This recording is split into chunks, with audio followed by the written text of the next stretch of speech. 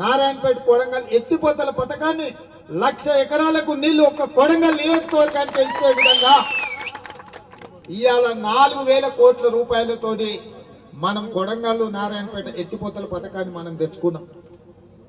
ఇవాళ medical college, engineering college, veterinary college, nursing college, degree కాలేజీలు, junior కాలేజీలు నారాయణపేట కొడంగల్ ఎత్తిపోతల పథకంతో పాటు కృష్ణా వికారాబాద్ రైల్వే లైను, అదే విధంగా కొడంగల్లో సిమెంట్ ఫ్యాక్టరీలు తెచ్చుకోవాలని మన ప్రయత్నం చేస్తుంటే కొంతమంది వచ్చి ఎట్లయినా కొడంగల్లో కాంగ్రెస్ పార్టీని పడేయాలి, కాంగ్రెస్ పార్టీని ఓడించాలి అని ఇవాళ ఈ ప్రాంతంలో తిరుగుతున్నారు.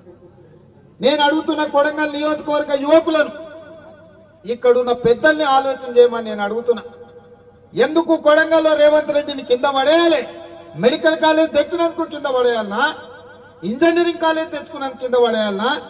వెటర్నరీ కాలేజ్ తెచ్చుకున్నందుకు కింద పడేయాలనా?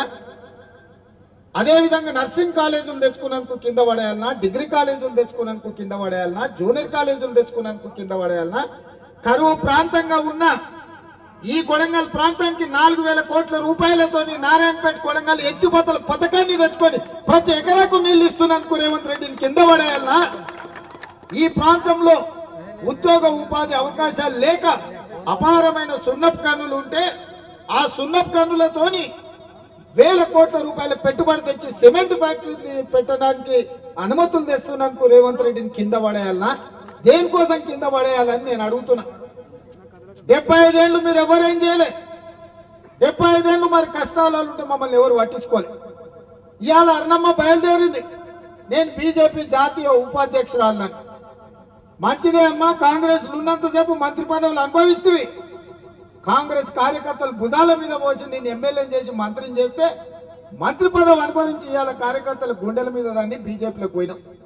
బీజేపీలోకి పోయామన్న పాలమూరు రంగారెడ్డి ఎత్తిపోతల పథకానికి ఏమన్నా జాతీయ ప్రాజెక్టులు తీసుకొచ్చినావా? ఈ జిల్లాకు సాగునీరు ఎంత అవసరమో మీకు తెలుసు. నరేంద్ర మోడీ 10 ఏళ్లు ప్రధానమంత్రిగా ఉంటే పాలమూరు రంగారెడ్డి ఎత్తిపోతల పథకానికి జాతీయ ప్రాజెక్టు తేలేదు. కానీ నువ్వు భారతీయ జనతా పార్టీలో జాతీయ ఉపాధ్యక్షురాలు పదవి తెచ్చుకున్నావు. దానివల్ల నీకు లాభమైంది, నీ కుటుంబానికి లాభమైంది తప్ప మా పాలమూరు జిల్లాకి ఏమన్నా ప్రయోజనం ఉందా అని నేను అడుగుతున్నా. ఇవాళ భరసింహారెడ్డి అర్ణమ్మ ఎట్లన్నా చేసే కొడంగల్ తుట్టి చేయాలి, తూటు ఒడవాలి, అప్పుడే రేవంత్ రెడ్డి ఇజ్జత్ తీయాలని ఇలా కంకణం కట్టుకొని ఇట్లకెళ్ళి చీకట్ల తిరుగుతున్నాడు. ఆడొకడు ఈడొకడు ఉంటాడు, మోప అయితేనే ఉంటాడు. ఏ ఊర్లైనా అందరు మంచోళ్ళు ఉంటారా? ఎవడో ఒకడు తలమాసినోడు ఉంటాడు, ఎవడో ఒకడు ఎంగిల్ మెక్కులకు ఆశ పడేటోడు ఉంటాడు. అట్లాంటి వాళ్ళు కొంతమంది వాళ్ళ చుట్టూతో చేరి వాళ్ళందరికీ నేను ఒక మాట చెప్పదలుచుకున్నా.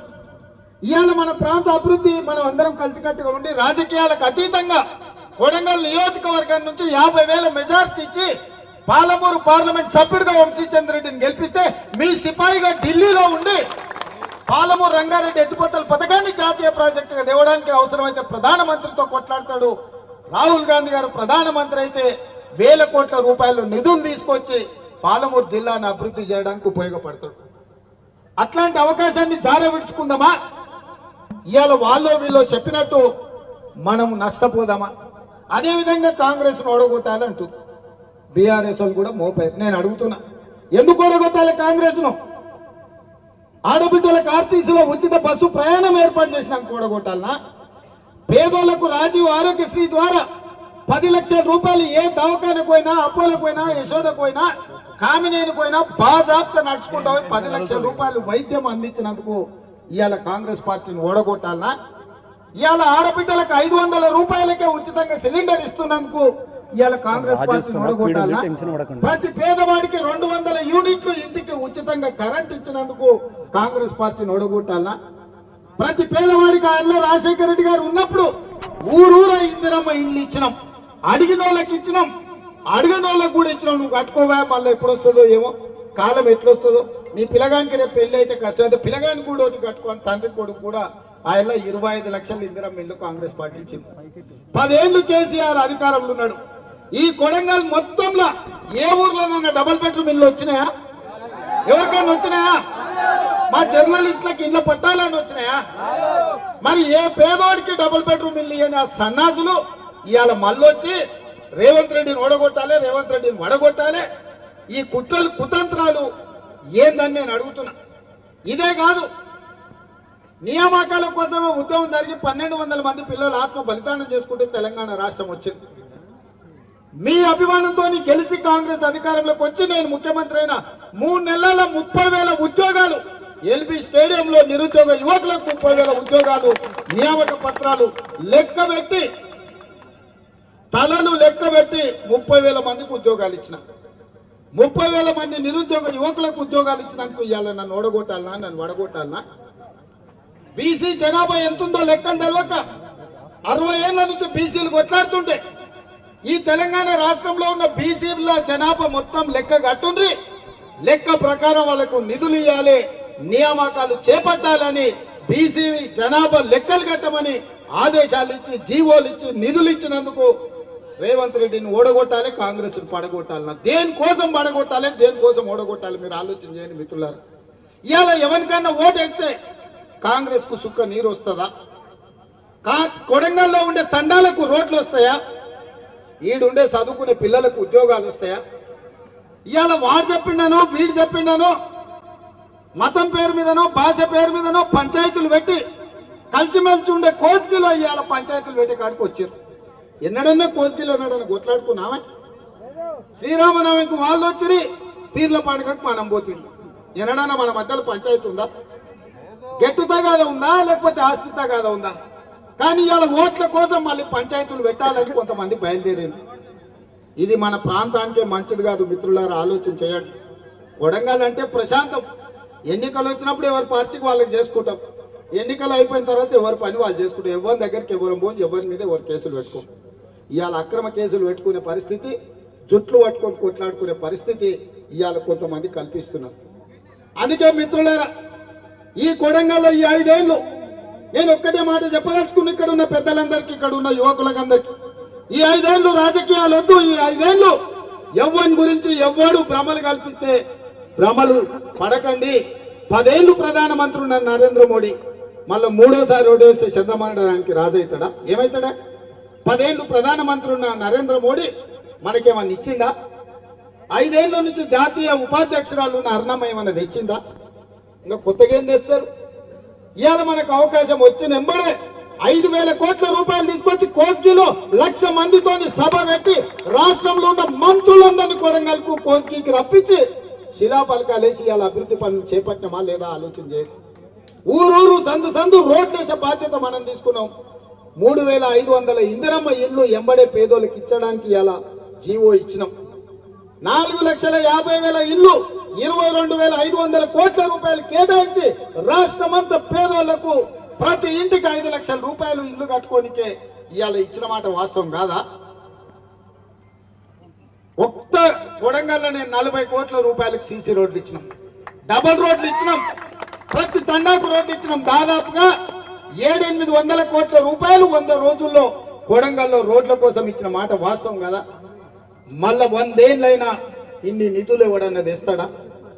ఇలా కేవలం ఓడిచ్చుర్రి ఎట్లనే వేసి రేవంత్ రెడ్డి పరపతి తగ్గియాలంటే కొడంగల్ మెజార్టీ తగ్గియాలి, లేకపోతే రేవంత్ రెడ్డిని దెబ్బతీయాలి, దొంగ దెబ్బ తీయాలని వెనకంగా గూడుపుటాన్ని చేస్తారు. ఇది రేవంత్ రెడ్డిని దెబ్బతీయడం కాదు, కొడంగల్ ప్రతిష్టను దెబ్బతీయడం, కొడంగల్ అభివృద్ధిని దెబ్బతీయడం, కొడంగల్ ఆత్మగౌరవాన్ని దెబ్బతీయడం, కొడంగల్ కు భవిష్యత్తులో జరగబోయే అభివృద్ధిని అడ్డుకోవడము.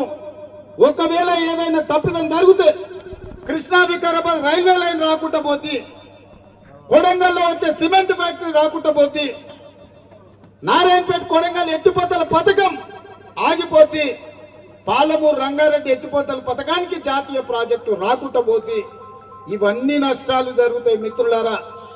అందుకే ఈడికొచ్చిన ప్రతి కార్యకర్తకు నేను ఎక్కడున్నా నా గుండె చప్పుడు కొడంగలే. నేను ఏ స్థాయికి ఎదిగినా, చాలా మంది ఓడిపోయిన తర్వాత రేవంత్ రెడ్డి మళ్ళీ రాడు, పట్నం వంక చూసుకుంటాడు, ఎల్బీ నగర్ పోటీ చేస్తాడని మా మిత్రులు, మా మీడియా మిత్రులు, సార్ ఎల్బీ నగర్ పోతాడు, సార్ షాద్ నగర్ పోతారన్న పోయినానే మళ్ళీ మీ దగ్గరికే వచ్చినాయి కదా, అవునా కదా? మళ్ళీ వెనక్కి వచ్చినా మీ దగ్గరికే వచ్చినా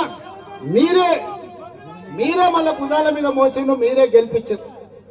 అందుకే నేను మాట ఇస్తున్నా, ఈ కొడంగల్ మొత్తం దేశంలోనే ఆదర్శవంతమైన నియోజకవర్గంగా అభివృద్ధి చేసి ఇక్కడ ఫ్యాక్టరీలు తెచ్చి ఇక్కడ నిరుద్యోగులకు ఉద్యోగాలు ఇచ్చి అభివృద్ధి అంటే కొడంగల్ లాగా ఉండాలి.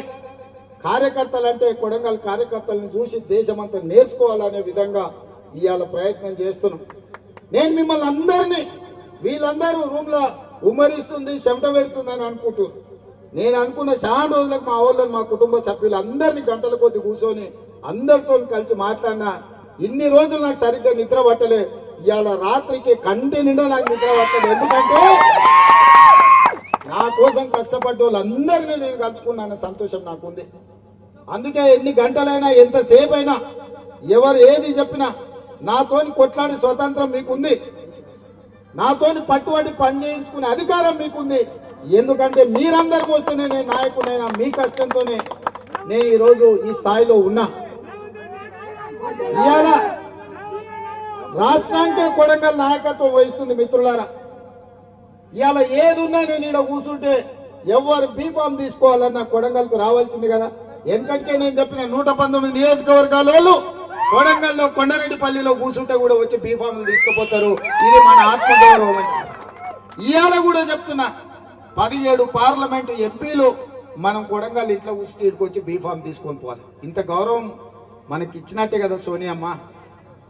ఇవాళ మన గౌరవాన్ని తగ్గించడానికి కుట్రలు జరుగుతున్నాయి, మనల్ని దెబ్బతీయడానికి పన్నాగాలు పన్నుతున్నారు. వీటన్నిటిని దృష్టిలో పెట్టుకోండి. ఎవరేమి దేరు ఇన్నేళ్లు చూసిండ్రు. అర్ణమ్మ మంత్రి ఉన్నప్పుడు చూసిండ్రు, టీఆర్ఎస్ అధికారంలో ఉన్నప్పుడు చూసిండ్రు, నరేంద్ర మోడీని ప్రధానమంత్రిగా చూసిరు. 10 ఏళ్లలో 10 పైసలు కూడా మనకి ఇయ్యలేదు. మనం సచ్చినమా బతికినమా అని మనల్ని ఎవరు అడగలే. 100 రోజుల్లో సోనియమ్మ ఇందిరమ్మ రాజ్యం వస్తే సోనియమ్మ నాయకత్వంలో కొడంగల్కు 5,000 కోట్ల రూపాయల అభివృద్ధికి వచ్చినాయి. ఇవాళ అన్ని కాలేజీలు వచ్చినాయి, అన్ని ఫ్యాక్టరీలు వస్తున్నాయి. అన్ని కొడంగల్కు శుభ సూచకం. ఇవాళ మీటింగ్ వచ్చిన వాళ్ళు రానోళ్ళకి అందరికీ నేను విజ్ఞప్తి చేస్తున్నా, ఈ ఎన్నికల్లో కొడంగల్ అసెంబ్లీ నుంచి పార్లమెంటుకు 50,000 మెజారిటీ ఇచ్చి ఎవరి కుట్రలు కుతంత్రాలు కొడంగల్ ప్రజలు సహించరు, తిప్పి కొడతారని ఇవాళ మనందరం కూడా ప్రతినబూనాల్సిన అవసరం ఉన్నది. మీరందరూ 50,000 మెజారిటీ తెప్పించడానికి సిద్ధంగా ఉన్నారు కదా? ఉన్నారా? మా మీడియా సోదరులు కూడా చెప్పాలి. ఎందుకంటే ఇది మన ప్రాంతం, మీరు కూడా ఇక్కడ బిడ్డలు.